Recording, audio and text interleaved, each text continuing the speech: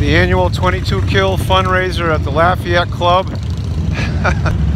And they're just finishing their run. It's about a 33-mile run from Taunton to Assonet. And over here at the parking lot of the Lafayette Club. And so it's a little noisy, right? So the 22 kill effort is to help veterans not become victims of suicide.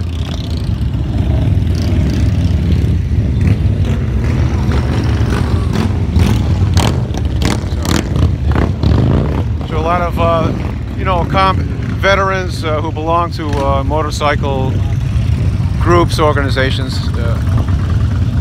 So it's quite a procession coming off of Bay Street onto Lakeview Avenue. I believe it's Lakeview Avenue. That's a Taunton police officer who is working as an escort or a blocker at intersections.